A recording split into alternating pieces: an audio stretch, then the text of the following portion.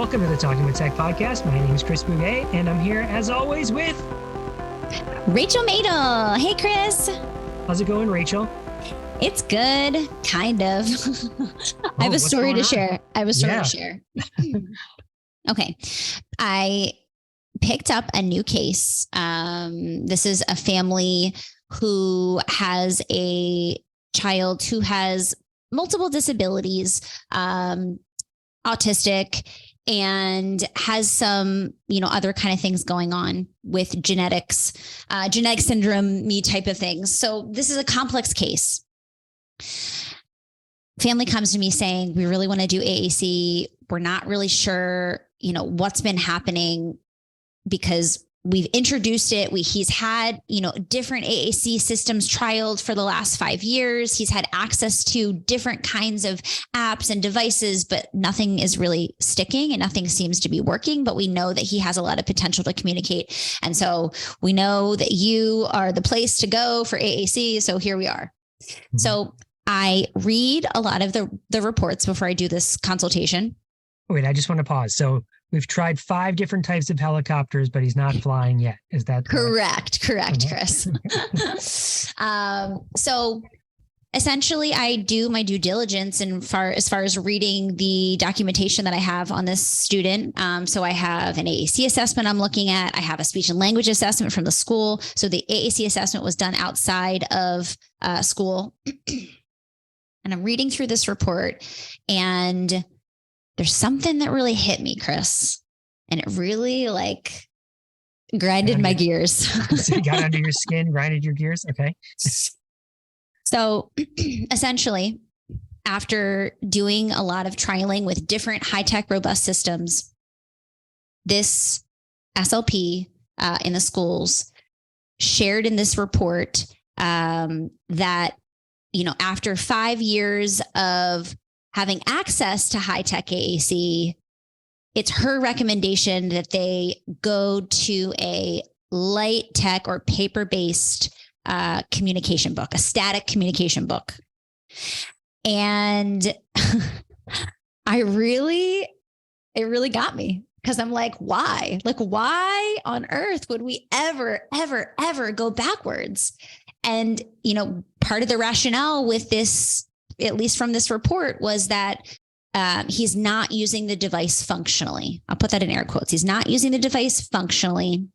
He's holding the device up to his eyes. By the way, he has a visual impairment. It's a very normal thing to see kids do who have visual impairment.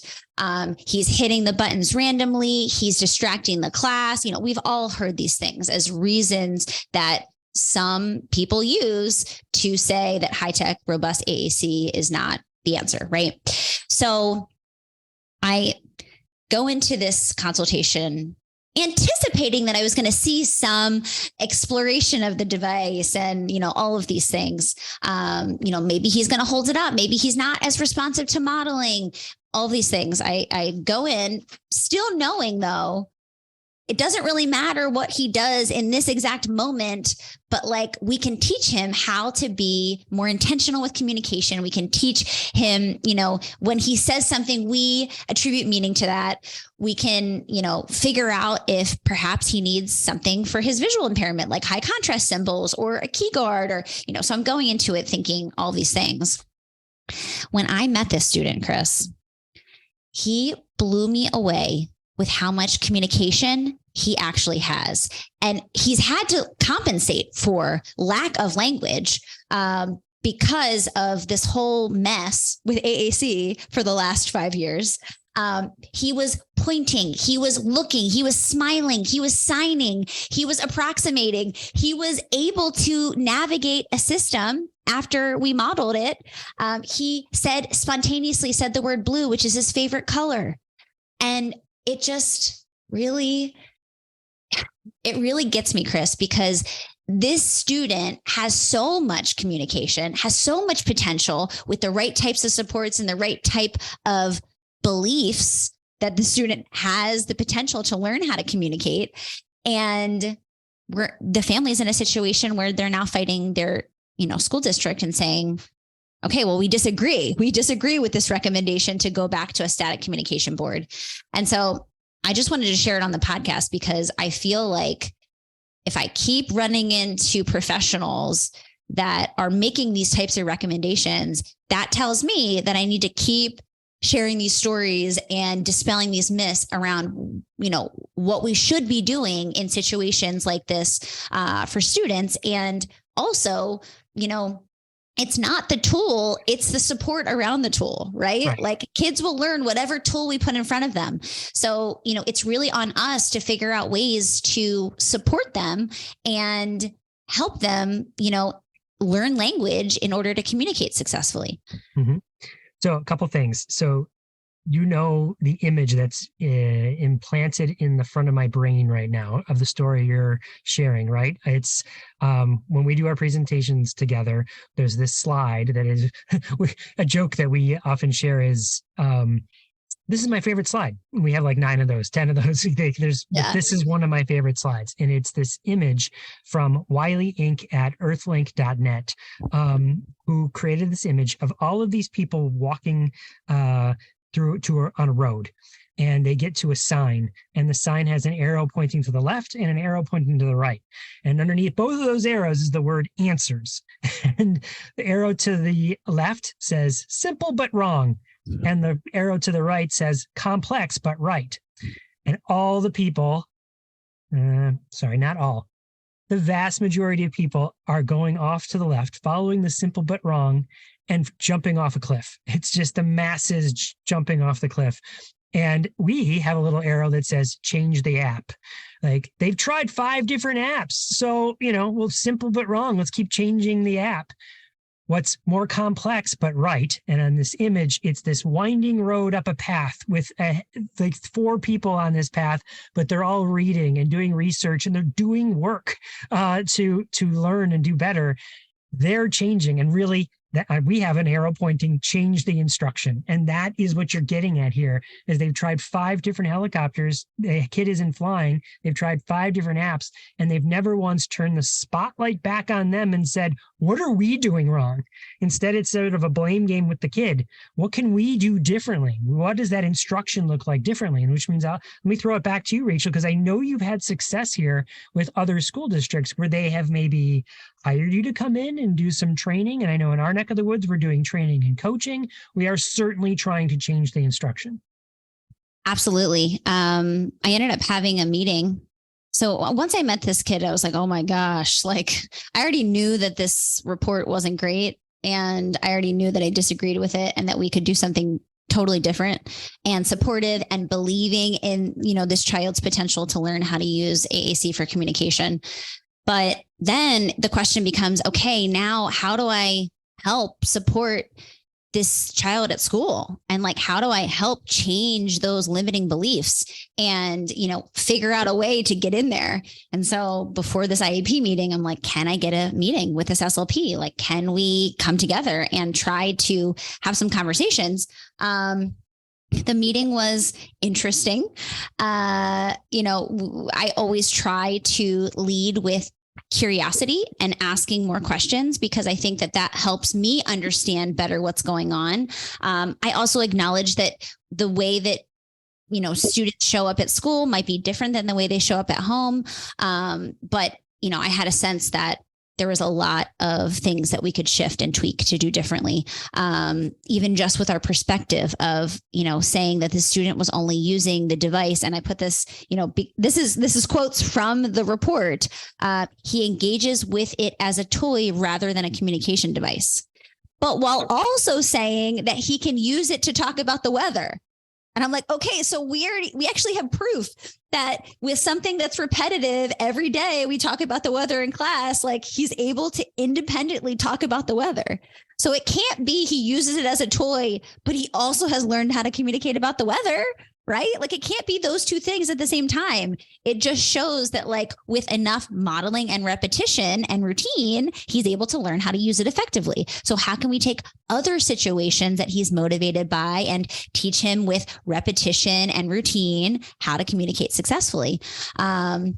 So it's just like a lot of question asking and then following up with more questions, but it definitely wasn't an easy conversation. And there was a lot of pushback with some of my recommendations and some of my ideas, and some of my questions were really hard to answer, which, we've talked about in the past, Chris. Like if you're in a situation where someone doesn't agree with you or you don't agree with them, the best way out of that situation is by asking the right questions, because you'll ask questions that are hard to answer that can hopefully inspire people to start reflecting on what they're doing and why they're doing it that way.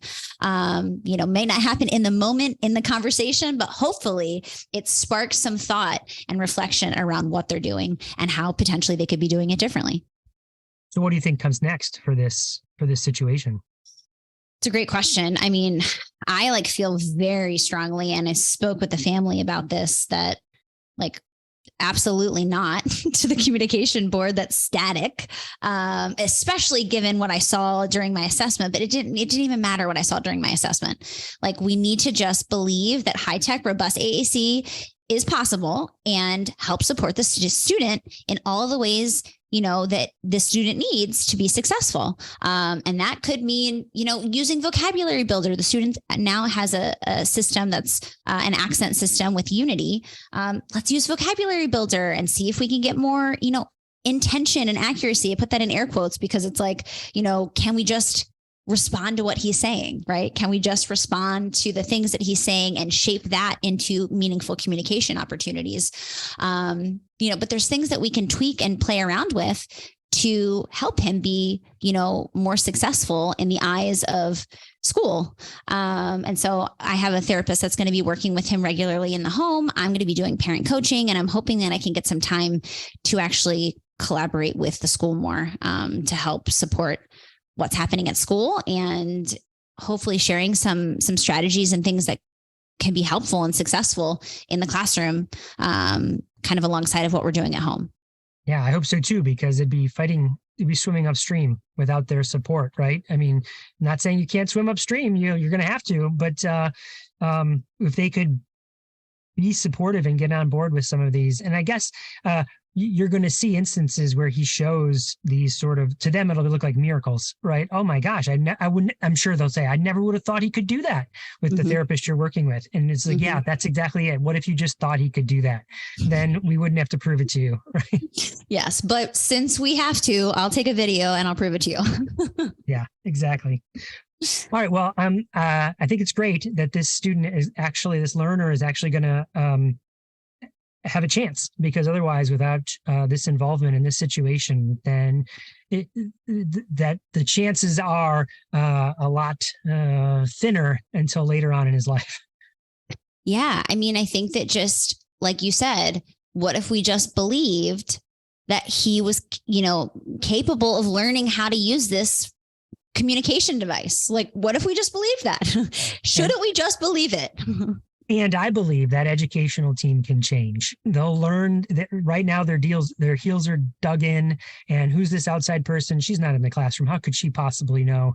And they can change. They can grow. They can learn. They will be someday. I know this team is going to be the greatest advocates for AAC. I believe it. I'm putting on my optimism hat. I love it. You're manifesting it, Chris. You're manifesting it into existence. Thank you. We're going to make it happen. Oh, Chris, before we head into the interview today, I have to shout out some of our Patreon members. We have a lot of new Patreon members. So if you guys haven't joined our Patreon, we would love to have you over there. Patreon.com/talkingwithtech. That's a way to support this podcast. If you love it and you listen to it, we have a whole team of people behind us that help make this podcast possible. Luke, our podcast producer, Michaela, our audio engineer. So those funds go to paying our team. So we have Catherine, Lauren, Mary Therese, Candace, Dion, Amy, Nancy, Dolee, Monica, Stacy. It's a lot, Chris. We got a lot of new Patreon members. And Rachel, before we go, let me just mention some of the last couple of posts that are in our Patreon, because you get some bonus content over there. The last couple of things are a special shout out to the Science of Special Education podcast. I was a special guest on one of their podcast episodes, so that's linked over there. There's a link to some 3D fidgets that you can print, working with different educators that are saying, here, you can print your own 3D printed fidget, and then you can play with it, and you can break it, and you can choose your own and choose a color you want. And so there's link to that. And then the one previous to that is the new feature that came out in Immersive Reader for Microsoft Office called Reading Coach. So if you have a literacy focus, you got to check out Reading Coach. We have years of content in there, Chris, like so much content. I oftentimes will give some of my paid resources away for free in the Patreon. So yeah, definitely. If you love the podcast, you're trying to learn more about AAC, you just can't get enough of us, patreon.com/talkingwithtech. We would love for you guys to support us. So the rest of the episode is part 2 of my conversation with the team of educators working in West Virginia.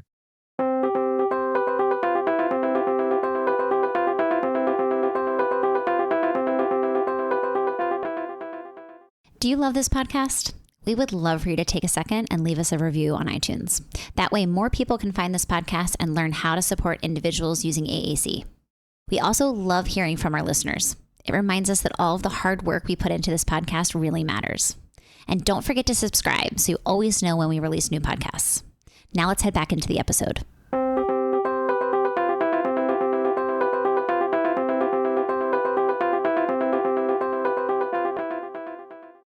I have a quick question. I was the one that was really not like leaning towards LAMP because I feel like it's reinventing the wheel. I mean, we have unique learning, which is primarily symbol sticks and symbols. And I feel like, and I just thought of this, like, why couldn't we make a core board with symbol sticks individualized to, you know, our students through unique learning? And I don't know why I just thought of this, but I did. But I feel like with LAMP, you're reteaching a language system that the students are not, I don't know if I'm looking at this wrong, but I feel like they know other forms of symbols. Sure. Already. Okay. Let's talk about that for a second. So we want someday for the kids to be able to say whatever they want to say, however they want to say it, right? Is that a fair, like before they leave Hancock, they're as close to that as possible? Everyone agree? Yes. Right? Okay. So if we make some sort of our own sort of core board out of symbol sticks from, or lesson picks or anything else, right? I'm fans of all of these tools, by the way, for instructional purposes. What do we land on? We land on maybe 32 words on a core board, maybe, you know what I mean? Like 40, whatever we decide. At some point, we're thinking they're going to get to thousands of words, right? So if we say we had 32 words, let's just pick a core board that has, I don't know, again, let's say 36 words on a core board that we made. Where does the 37th word go? Like once they've learned those words, where does that next word go? You'd have to be like, well, geez, okay, on the back, okay, we get more space if we can teach them to flip it over. And then next question, where does what did I say? What, 36 plus 36 is, 72. If I did my math right? So where does the 73rd word go? Right. But these systems like Touch Chat, LAMP Words for Life, Prolo, any of the robust systems, I don't have to list them all out. It could go on forever. They have thousands of words programmed in already. So now you're just teaching where those words are, Gotcha. Does that help? Yeah. I'm still thinking of tier 1 though, where we're just trying to get basic, learning. And that's where I'm thinking. I totally agree with them using, I want everybody to say what they want to say, but I'm just trying to think of a way to where it would be easier, but maybe I'm thinking wrong. Maybe I'm not thinking. No, you're not. You're not thinking wrong. You're exactly thinking through it, right? So, and that's exactly what we want to do, is think through this and think, okay, well, wouldn't that be easier? So let me ask you about this. Remember when you became a typist, right? And you learned to type on the QWERTY keyboard, right? You didn't learn on an ABC keyboard. You learned on a QWERTY keyboard. And now you can make any word because you can combine them together, right? And you can do that really quickly because the buttons were always in the same spot. And that is the idea behind any of these robust motor planning. AAC users tell us motor planning has helped me learn where the words are and has helped me get faster later. So it's not just get faster later, but where the words are and what they mean.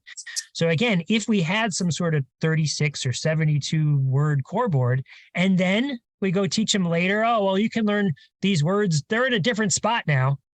Now I have to relearn that. Why can't I just learn it from the age 2 that it's in the same spot so I don't have to relearn it later? In the same way, I learned this from Chris Klein, is a AAC user. He uses the analogy, Chris, when you learn to you say the word cat, your articulators, your tongue, your jaw, your vocal cords, they all move in the same way. When you learn that word cat from age 2 until when I pass on at age 102, unless something happens to me that changes my articulators, I will be using the same motor plan the same way. It's like, so why don't you give AAC users that same opportunity where the words are always in the same spot from a very early age? Again, what Joy was talking about, that cognitive, well, okay, that's even less cognitive stress for me now. I don't have to go searching for it and finding it from an array.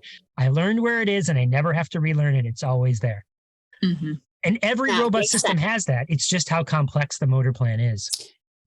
Chris, can I add something to that too? I think too, when you're starting to learn where like the icons are on LAMP or whatever system you use, it is, I would say, like overly like cognitively, you use a lot of cognitive at first when you're doing it. Do you know what I mean? Like right now it's really hard to find the icons, where I feel like even on the core boards I've used and I'm still not super familiar with, it's getting a little bit faster to find them, but it's a little overwhelming, I think, at first. And I think we're concerned about, getting people on board when it's really, really like difficult at first, Kristina, let me just comment on that, because you can hear me sort of laughing and smiling. That is so true. There's a hill on any of these to learn it. There's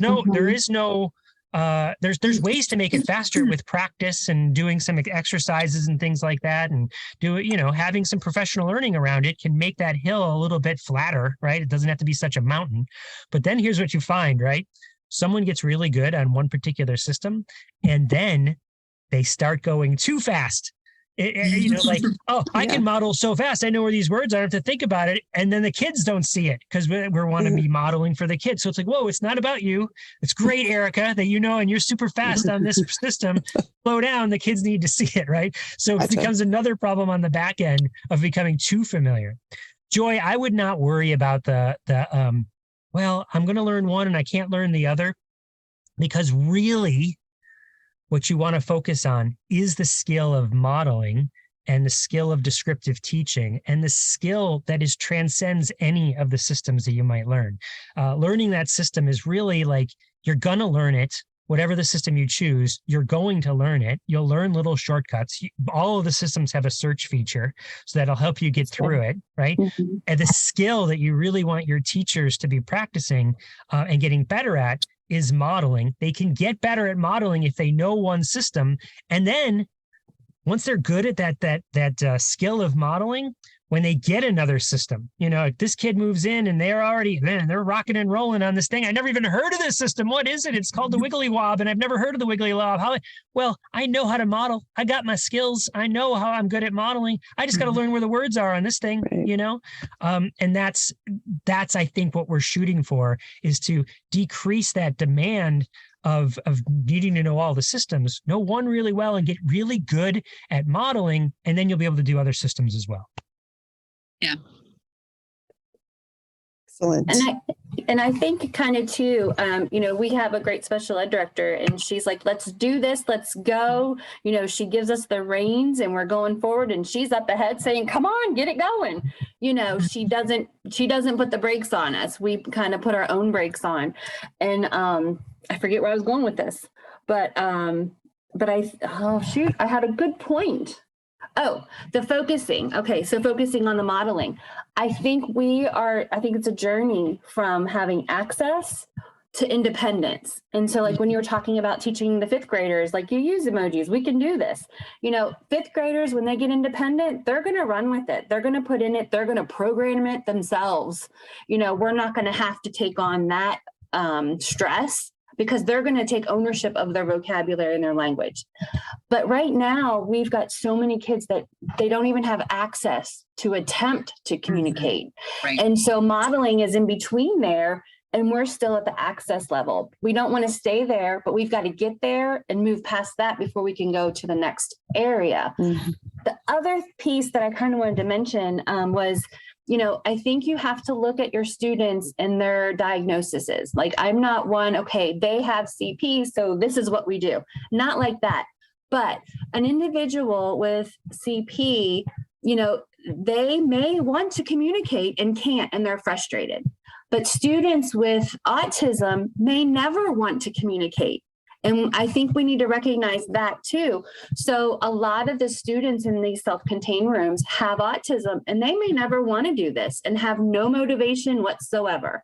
And I don't want to not give them words. I want to give them access, but then they may never progress because they just want to sit in a corner and do their own thing by themselves. Like, they want to be able to say, I want to drink, or I'm hungry. But beyond that, they're happy with their little game by themselves. So you've got to look at who are we setting this up for and how far they really are going to go with it. So just to throw that out there, that diagnosis piece, kids with autism have difficulties with social and communication. Mm-hmm. That may not be their jam, but it might be for others.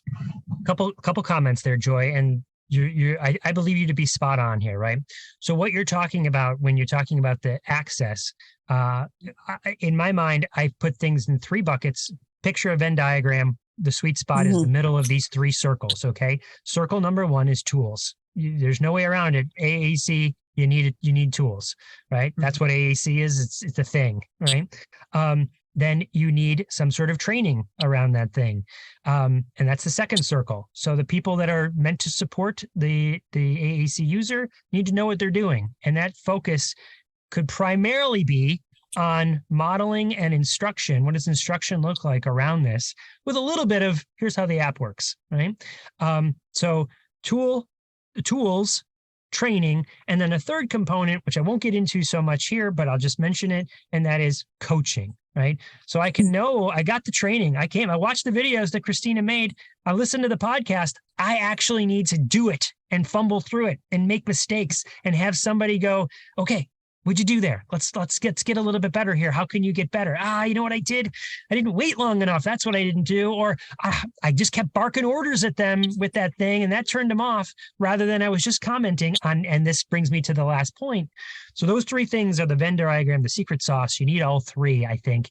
Leaving out the coaching, which I think is what a lot of people do, you won't see the success if you can build in some time. Even if you start with just a handful of educators and go, let's try it in just these classrooms. Maybe we start with just our preschool classrooms and start here for the 2024-2025 school year, and grow from there. And what if we coached even maybe a small subset of them so that we got training and we got some experience around coaching experience? But okay, now I know how to model. And what I'm going to do with modeling is I'm going to just talk about what I'm doing and talk about what the student's doing, and I'm going to do some direct instruction around that. Well, so Joy, this brings me to the point you're making about, let's say a student, an autistic student who goes over and sits in the beanbag chair, and you think chances are they'd be happy to sit in that beanbag chair forever. Of course, we don't give them the opportunity to just sit there forever. So we don't really know if that's the case. Mm-hmm. And what we probably have not done is sat next to them and just chatted. I sit, I'm tired, and people can't see, but I'm modeling on my fake communication device sitting next to them. All right, I go and I get up and I leave with no pressure on them to do a darn thing, just modeling for a while. No, case we're at school. We don't have time to just do that forever, right? We're doing intervention, but just starting there with lowering the pressure and just putting them in an environment where language is used using AAC what impact might that have on them maybe learning to use it? And when they do choose to use it, it's their choice. They choose to use it. We've taught them, we've seen it. They've had drops in the bucket to see how this could work. Mhm. And then combine that with a little direct instruction on, all right, let's talk about the word go. Let's talk about the word stop, and not just go and stop, but going and stopping. And look, here's some images. Here's a video about it. Let's play. All right, let's play this fun game where we're going and we're stopping, and we build an entire week-long experience where you're putting drops in the go and stop and going and stopping and went and stopped bucket. And next week, we're going to do some more words. Not forcing them, making it fun, making it engaging, making it low stress. But that, I don't know your school district. I just can picture the classrooms, though, that it is probably not that. It's probably compliance driven. All right, it's time to work. You got to do this. And if you do this, you get some iPad time and you can watch your video and you can go sit in the corner. Well, guess I would probably do the exact same thing as want to be. Nope. Yeah, I don't want to communicate here either. I'm out. You're forcing me to do stuff I don't want to do. And so if we change that entire experience environment, maybe that their ability and the words, maybe the motivation changes, I don't know. Sure. I Worth a like shot, it. right? Yay! I think that's exciting. I think that's exciting, that potential. Yeah. Mhm. That kind of leads to one of the questions that Bernie had given me yesterday, because we knew she would be driving, and we were kind of talking about. Chris, there are some of the students that are a little bit older and do have the iPad. They love the iPads. And they're doing work to get the iPad. We've talked about doing like a dedicated device for, with an app on it versus putting it on an iPad in the one-to-one that they're already using for other programs, like educational programs. And I'd like to hear your kind of opinion on that. Okay, as a start, right? Let's just take any other student that does not have complex communication needs. Okay. They have an iPad, right? Because you mentioned it's a one-to-one Correct. initiative, right? In our neck of the woods, it's Chromebooks, right? But Yeah. we also have one-to-one. And so any other student is working on their iPad in Google Docs or Mhm. Google Slides or whatever. Can they turn to their friend and talk at the same time? Mm-hmm. So if that's their opportunity, what opportunity should we give the AAC user? And if they're so what that really means, Erica, you know what that means? Well, that's right. That's funding. I and do. That's where it's not cheap. No, it's not cheap, but getting past the mentality that you need it, that's actually the bigger barrier. Because once you decide you need it, now we go get the funding. We ask for it. Other people that hold the purse strings above us, our school board and all that, let them deny it, right? And that doesn't stop us. We keep asking every year, and we go to our PTOs and we get grants and we get funding from other outside organizations. The money is out there. It's a whole different problem once we know we need the funds than, I didn't know we needed those funds, right? Gotcha. And so let's get there first. We know what we need. This kid actually needs 2 devices, one to talk on and one to work on, Mhm. Now, I think there'll be some AAC users listening to this podcast going, yeah, but Chris, I float between on my iPad, I actually do switch over to Google Docs. Well, yes, you've learned how to do that. You know what I mean? Right. And Chris, aren't you familiar with iPads? Don't you know you can go like split screen? You can have one app on one side, one app on the other, right? But can you guess why I'm not a fan of that for especially early learning? It's difficult to keep them. Yeah, they're They're not gonna stay engaged. there. Yeah. Yeah. Well, it changes the motor plan too, right? Yeah. Now imagine taking your QWERTY keyboard and shrinking it down. You've done it. You've actually done it, right? Well, you learned how to type on a laptop or some sort of larger keyboard, and then you got a smartphone, or probably you had buttons first, and you had to really cognitively think through, okay, how do we do it? And eventually you got better. But at first, that's a really big lift to have to move all the buttons around and shrink the motor plan. So at starts, I don't think you really want to do that. You want to, it's a Bernadette's point that she made earlier. That's a place you can get to eventually, is okay, now can we now that you're really familiar with this, can we put two apps side by side? Can we streamline it down to one app or to one device? But to start, I think you really need two devices that would mimic what anyone else has access to. And kind of on that note, my friend who has her daughter, she started with a device with LAMP that was big and dedicated and she would slide it on the floor. She crawled down the hall to talk to her dad through the door. Like, come on, let's go to the fireworks. You're holding us up. Where she was honest and she's like, I didn't like it. I did not like the dedicated device. But now she's on her iPad and she can take it wherever, so there is that's a family / speech therapist point of view in that way. But yeah, it's got to be practical for that individual as well. And so that's the other piece. For sure. Hi, what other thoughts or questions do you have about this? Do you want to talk about data collection? Sure. What kind of questions? Data collection. Yeah. But I think that how, suggestions on how data collection could be used to determine, well, first of all, when we were kind of talking about the protocol for moving to, a different application or to, needing, something else. What's the best way or your suggestions for collecting data? And then also too on just, how successful the program is and whether, those type of things. All right. Well, I have a couple different thoughts here. So the first thought is something that I don't know that anyone's doing. So you could be the pioneers here, right? And that is one of the reasons. Let's bring it back to what we started at the beginning about the turnover rate, right? One of the reasons we can't find any teachers or teachers are leaving is many, especially in special education, feel like they're wrangling behaviors, right? And someone's getting a concussion or scratched or bit, right? And again, back to what we were talking about earlier, well, heck, if we change the environment a little bit, maybe those behaviors go down, right?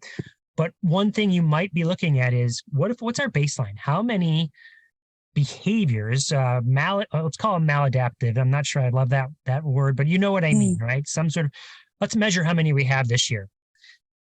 As we implement this approach, are we going to see this decline? Can we make a goal around that on a systemic level, not for necessarily an individual kid? I'm talking about, let's look at it from an entire county level.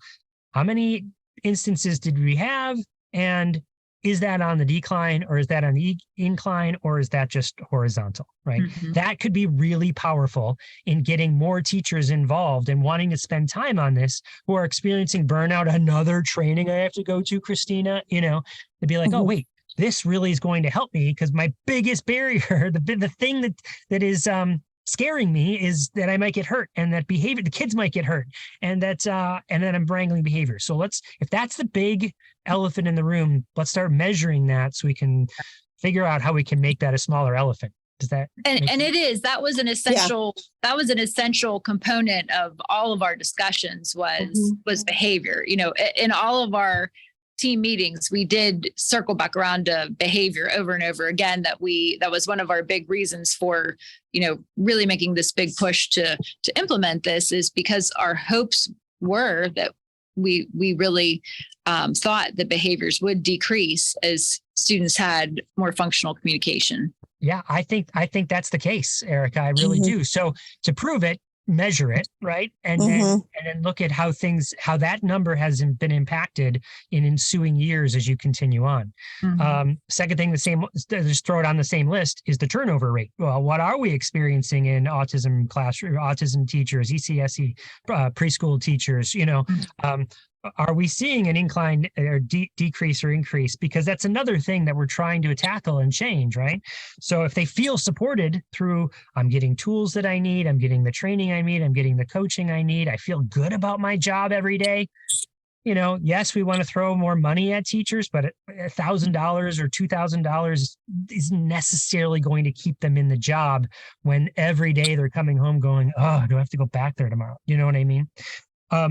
Okay, so all of that, none of that is related to the linguistic ability of the learners, which is really what I think you were getting at, Kristina. Like, what's the data around their language? And so I'll tell you what we've done in our neck of the woods. So we looked at a bunch of different tools to look at analyzing data, analyzing language abilities, and on a whole. And none of the tools out there really felt like they met our needs. I mean, we looked at the communication matrix, and that would be my choice for you. Like if you go use the communication matrix, but a little pushback that I've heard from teachers when I showed it to them was like, that's going to take forever to fill out. That's a long thing. And now I also come back and it's a kid's language for their life. Like maybe we spend a hot second, doing the analysis, but still time is hard. And if you can't get teacher buy-in, you can't get teacher buy-in. So long story short, we developed our own system, our own tool called the COLE, the Continuum of Language Expression. We'll have it linked in the show notes. I can send you a link to it after here. Essentially what it is a Google Sheet where a bunch of us got together. We looked at language development, the norms of language development, and we put it in a early language development. We broke it down in really discrete ways because a lot of the standardized testing and a lot of the tools out there did not break it down in the discrete way we needed it to show the incremental growth. It's like, do you know pronouns or do you not know pronouns? Well, we need a lot of stuff in between there to show that you're making growth. So that's why we developed this tool. So it's just a list. I say it's just a list. It's like it's a list of abilities, and then the educators meet and they look at these lists and they go, well, can a student do that? Never. I've never seen him do that. Or sometimes I see him do that, or they do that almost all the time. They get scored. Eventually they get to a place where they go, well, yeah, we can stop here. We're not seeing any of these abilities, and that gives them a place to start. Okay, we're seeing the kid, and it's somewhere around here. They're saying one word sometimes, and they're using it for this pragmatic function. So what's our goal? Let's look at the next thing on this list. That also scores it and gives you some sort of number, so you can see the numbers grow over the years. So that's what we're using is an amalgamation of research, and we created our own tool. And then that is what we're using to help see that and again, my school district has not officially adopted any sort of we're not using a specific language system first approach. You know what I mean? Right. I'm psyching just measuring language for any approach you're using. This could be a tool or a way, but if you were going to implement a specific language system first approach, this would also be a tool that you could use to measure it. If you started coaching, this could be a tool that any interventions you put in place, you'd want to have some way to measure the growth. And so that's what we're using. The Continuum of Language Expression. I wrote that down. No, yeah, that would be great. Because then you can, baseline, the program, because we're trying, to start small and maybe roll it out in one classroom. So if we completed that on a few of the students that we think are, going to possibly move on to high tech and need that high tech, and then measure their growth with that. Yeah. Now, and language sampling would be another thing. I want to make sure I mention that. Everyone, any podcast, anyone listening, but Chris, you got to mention I got it, listeners. Thank you. Keep language samples as well. But the COLE or something like it, look what other tools are out there. Some people are using the DAG, is another one out there. But and we have episodes on it in the podcast. If you go look at up the word assessment on our podcast, we've talked to some of the people that have developed some of these tools. Point being, pick something, use it for individual learners, use it for whole schools, and then use it for your whole division to see, are we, in the same way we were talking about are we seeing change in turnover? Are we seeing change in behavior? Are we seeing an uptick in language across the division? Right. And then, man, couldn't we get even a bigger uptick if we had more funding, school board? Let me show you this data.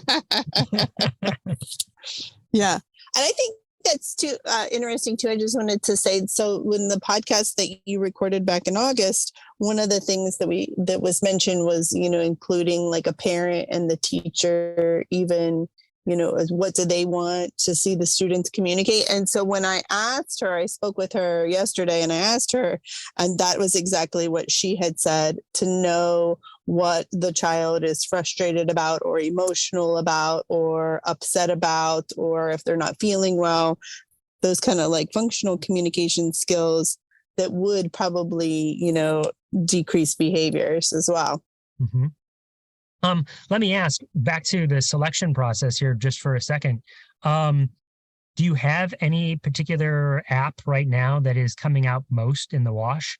Like if you listed every AAC user and you put them in a Google Sheet or an Excel spreadsheet, and then you listed what app they have next to it, does one come out as the clearer, like, actually, about 75% is blah, blah, blah,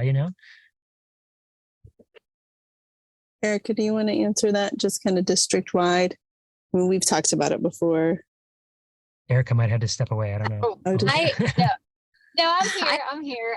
I'm driving at this point in time now.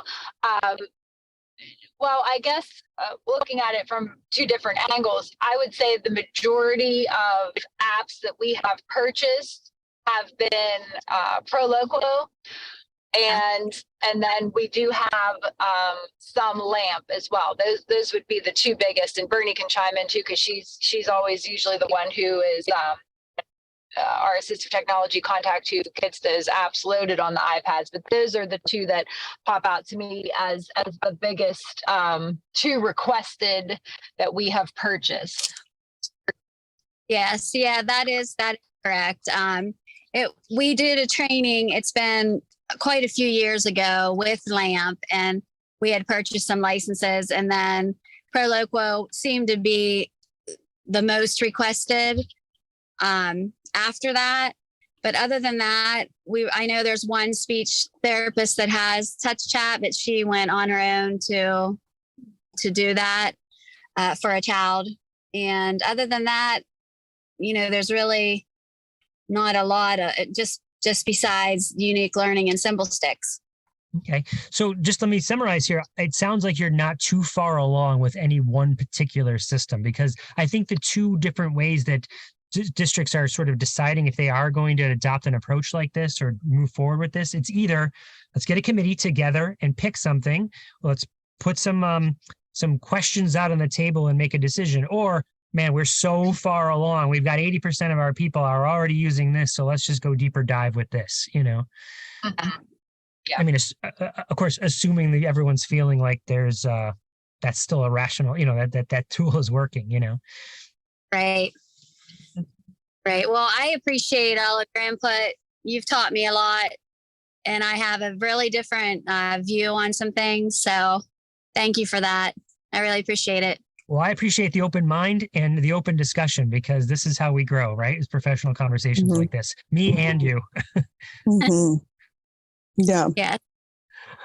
All right. I've got, Bernadette, are you leaving? You got to go. I see you.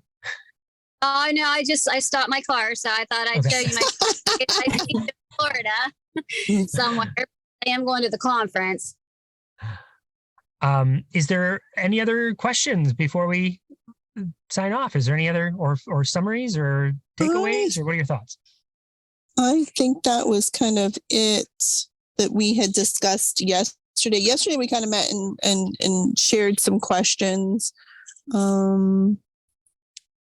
That was kind of it, Chris. I think the other thing, just all of us as a whole, I mean, I think every one of us, one, we want what's best for the kids. And two, we want to do it right. And so that I think sometimes paralyzes us from taking that next step. And I think we just have to say, you know what, it's not going to be perfect regardless. We can shift and make do, but we've got to kind of start somewhere, or we're just going to be sitting and waiting for perfection before we do anything. So I'm excited about the potential. And I think no matter what we pick, we're not going to, it's kind of going back on that, what you had said. It doesn't matter which one. It's the matter of focusing, modeling, and teaching the kids, and then moving forward how they need it. Mm-hmm. Yeah. And I appreciate, and I love working with all the therapists. And I think I keep looking at it from my teacher point of view. And that is, with anything that you teach, you want to have that core curriculum, for mathematics, for English language arts, we adopt a textbook that everyone starts out, uses to teach those standards. And I don't think you can differentiate until you have a core textbook. So in this case, that that AAC application, I think we need a core program, and then it'll be easier for us all to differentiate and grow with different children that then need a different system or a more advanced system. Yes. Certainly makes Agreed. sense to me, Erica. Certainly makes sense to me. Yeah, absolutely. As you're making this selection process here, one activity that I think might be really fun for whoever the committee is, if it's just you, or if you're, like you said, you're inviting other people, parents or other stakeholders here, is an activity our team just recently did, is we pulled up a Google Sheet, and in the first column of the Google Sheet, we said, Kristina, come up with a 4-word sentence, and it has the word ing in it. Joy, you come up with a 3-word sentence most kids say in first grade. Make sure it has ed in it. Bernadette, you come up with a 2-word phrase that we hear all the time in every classroom. Erica, you come up with a crazy 5-word, almost never ever hear it, right? Put that all in the first column. Now, in the next column, we're going to put lamp words for life. And in the next column, we're going to put Prolo Quo at 60 cells or 80 cells or whatever the and then we're going to have touch chat at a similar cell size. And then we're going to have the next system, and we're going to make sure we have access to the full version of each one of these apps. And now let's do it. Let's actually say this sentence and count how many hits and look at the grammar, because again, somewhere down the line, we're thinking kids are going to learn the grammar. And actually, a lot of research shows that, Kristina, look at Brown's grammatical morphemes. Mm-hmm. Yeah. ING is the first morpheme, before on, before in, right? So we want to be able to model these early. So, okay, which one was easiest to find? Which one has the most hits? Which one has the most complex communication or most complex motor plan?